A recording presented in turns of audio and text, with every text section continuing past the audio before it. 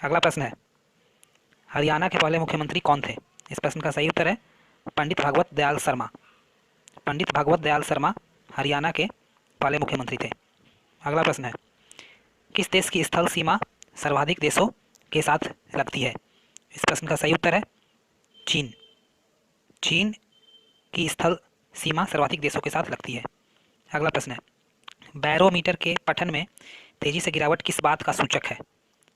इस प्रश्न का सही उत्तर है तूफान का। बैरोमीटर के पठन में तेजी से गिरावट तूफान का सूचक है। अगला प्रश्न है, भारतीय मरुस्थल का क्या नाम है? इस प्रश्न का सही उत्तर है थार। भारतीय मरुस्थल का थार नाम है। अगला प्रश्न है, काजीरंगा राष्ट्रीय अभयारण्य किस राज्य में है? इस प्रश्न का सही जवाब है आसाम।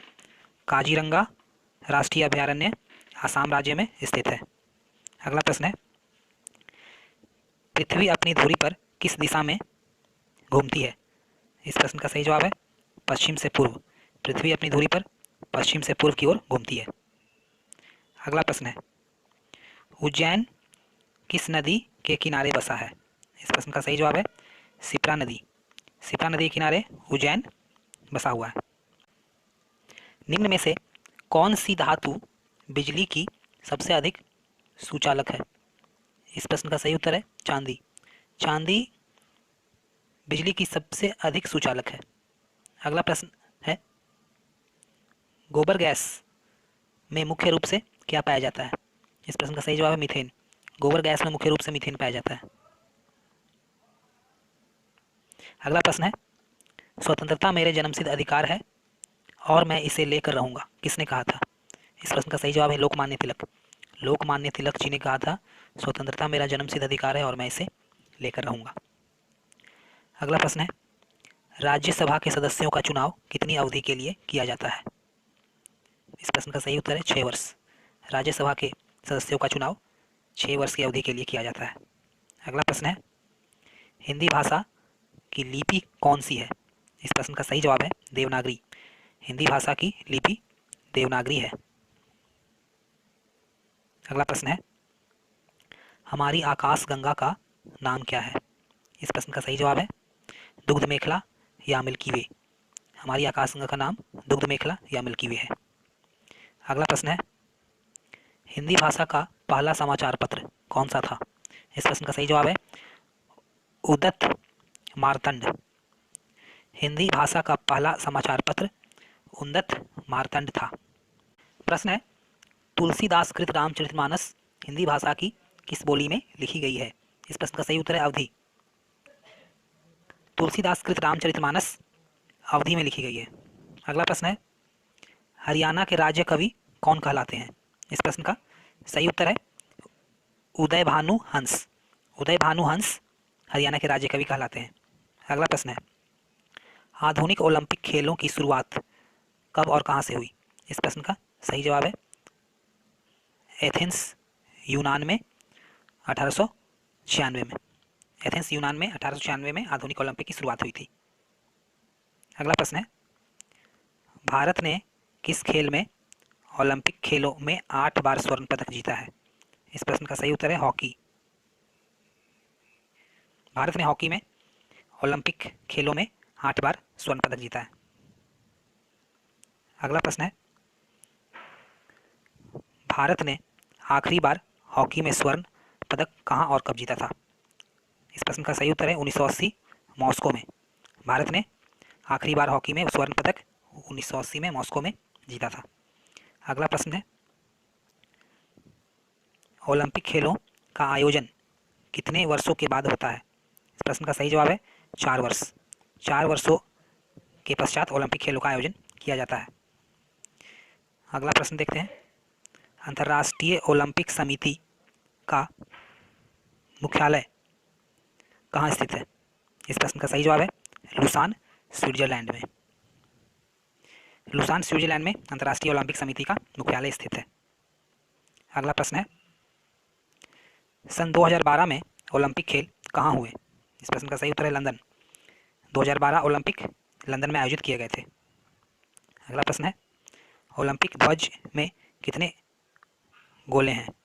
इस प्रश्न का सही जवाब है 5। ओलंपिक ध्वज में 5 गोले होते हैं। अगला प्रश्न है, एक ओलंपिक में सर्वाधिक स्वर्ण पदक जीतने वाला खिलाड़ी कौन है? इस प्रश्न का सही जवाब है माइकल फेल्प्स। माइकल फेल्प्स ने एक ओलंपिक में सर्वाधिक स्वर्ण पदक जीते हैं। अगला प्रश्न है, सन 2020 में ओलंपिक खेल कहाँ होंगे? इस प्रश्न का सही जवाब है टोक्यो, जापान। 2020 में ओलंपिक खेल टोक्यो, जापान में आयोजित किए जाएंगे। अगला प्रश्न है, 2012 के ओलंपिक खेलों में कांस्य पदक जीतने वाली साइना नेहवाल का संबंध किस खेल से है? इस प्रश्न का सही उत्तर है बैडमिंटन से। 2012 के ओलंपिक खेलों में कांस्य पदक जीतने वाली साइना नेहवाल का संबंध बैडमिंटन से है। अगला प्रश्न है, भारत ने ओलंपिक खेलों में पहली बार किस वर्ष भाग लिया? इस प्रश्न का सही जवाब है सन 1900 में। भारत ने पहली बार सन 1900 में ओलंपिक खेलों में भाग लिया था। प्रश्न है, ओलंपिक खेलों में पदक जीतने वाली पहली भारतीय महिला खिलाड़ी कौन है? इस प्रश्न का सही उत्तर है कर्णम मल्लेश्वरी। कर्णम मल्लेश्वरी ओलंपिक खेलों में पदक जीतने वाली पहली भारतीय महिला खिलाड़ी है। अगला प्रश्न है, बैक टू द वेदास, वेदों की ओर लौटो नारा किसने दिया था? इस प्रश्न का सही उत्तर है महर्षि दयानंद। महर्षि दयानंद ने बैक टू द वेदास, वेदों की ओर लौटो का नारा दिया था। अगला प्रश्न है, प्रसिद्ध झंडा गीत झंडा ऊंचा रहे हमारा की रचना किसने की थी? इस प्रश्न का सही उत्तर है श्यामलाल गुप्त पार्षद। श्यामलाल गुप्त पार्षद ने प्रसिद्ध झंडा गीत झंडा ऊंचा रहे हमारा की रचना की थी। अगला प्रश्न है, पशुओं में मिल्क फीवर बीमारी किसकी कमी के कारण होती है? इस प्रश्न का सही उत्तर है कैल्शियम। पशुओं में मिल्क फीवर बीमारी कैल्शियम की कमी के कारण होती है। अगला प्रश्न है, मानव शरीर के किस अंग द्वारा यूरिया को रक्त से फिल्टर किया जाता है? इस प्रश्न का सही उत्तर है गुर्दे। गुर्दों के द्वारा मानव शरीर के यूरिया को रक्त से फिल्टर किया जाता है। अगला प्रश्न है, किस एकमात्र भारतीय को अर्थशास्त्र में नोबेल पुरस्कार मिला है? इस प्रश्न का सही उत्तर है प्रोफेसर अमर्त्य सेन। प्रोफेसर अमर्त्य सेन को अर्थशास्त्र में नोबेल का पुरस्कार मिला है, जो कि एकमात्र भारतीय है। अगला प्रश्न है, भारत रत्न उस्ताद बिस्मिल्लाह खां किस वाद्य यंत्र के वादन में विख्यात रहे? इस प्रश्न का सही उत्तर है शहनाई। भारत रत्न उस्ताद बिस्मिल्लाह खां शहनाई के वादन में विख्यात रहे हैं। अगला प्रश्न है, भारत के अंतिम गवर्नर जनरल कौन थे? इस प्रश्न का सही उत्तर है सी राजगोपालाचारी। भारत के अंतिम गवर्नर जनरल सी राजगोपालाचारी थे। अगला प्रश्न है, भिलाई इस्पात संयंत्र का निर्माण किस देश के सहयोग से किया गया था? इस प्रश्न का सही उत्तर है रूस। भिलाई इस्पात संयंत्र का निर्माण रूस के सहयोग से किया गया था। अगला प्रश्न है, उत्तरी ध्रुव में भारत के अनुसंधान केंद्र का नाम क्या है? इस प्रश्न का सही उत्तर है हिमाद्री। उत्तरी ध्रुव में भारत के अनुसंधान केंद्र का नाम है हिमाद्री। अगला प्रश्न है, विश्व में माउंट एवरेस्ट पर चढ़ने वाली प्रथम महिला कौन थी? इस प्रश्न का सही उत्तर है जापान की जुनको तबाई। जापान की जुनको तबाई माउंट एवरेस्ट पर चढ़ने वाली पहली महिला थी। अगला प्रश्न है, पीलिया किस अंग का रोग है? इस प्रश्न का सही जवाब है यकृत या लीवर। पीलिया यकृत या लीवर अंग को प्रभावित करता है। प्रश्न है, द्रव सभी दिशाओं में समान दाब पारित करता है, यह कथन किस नियम से संबंधित है? इस प्रश्न का सही उत्तर है पास्कल का नियम। द्रव सभी दिशाओं में समान दाब पारित करता है, यह पास्कल का नियम है। अगला प्रश्न है,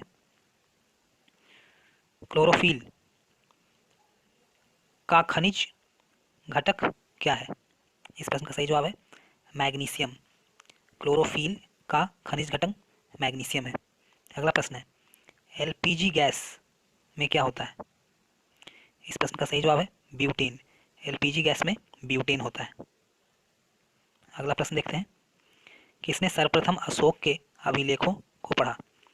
इस प्रश्न का सही जवाब है जेम्स प्रिंसेप। जेम्स प्रिंसेप ने सर्वप्रथम अशोक के अभिलेखों को पढ़ा था। अगला प्रश्न देखते हैं, किस बौद्ध भिक्षु के प्रभाव में अशोक ने बौद्ध धर्म ग्रहण किया था?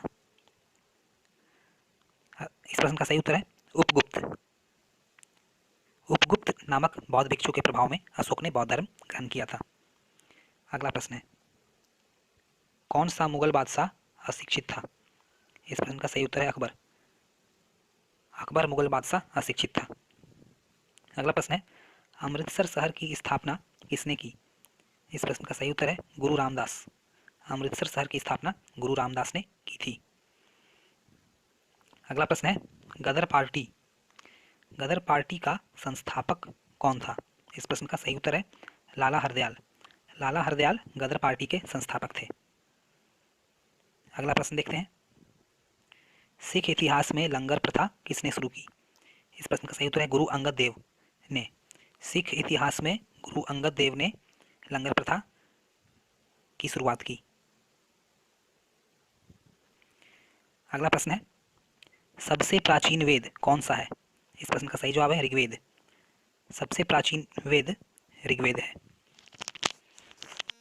प्रश्न है, किस सुल्तान ने अपनी राजधानी दिल्ली से दौलताबाद स्थानांतरित की? इस प्रश्न का सही उत्तर है मोहम्मद बिन तुगलक। मोहम्मद बिन तुगलक ने अपनी राजधानी दिल्ली से दौलताबाद स्थानांतरित की। अगला प्रश्न है, प्रथम पंचवर्षीय योजना कब प्रारंभ हुई? इस प्रश्न का सही उत्तर है 1991 में। प्रथम पंचवर्षीय योजना 1991 में हुई। अगला प्रश्न है, चीनी यात्री हेनसांग ने किस विश्वविद्यालय में अध्ययन किया? इस प्रश्न का सही उत्तर है नालंदा।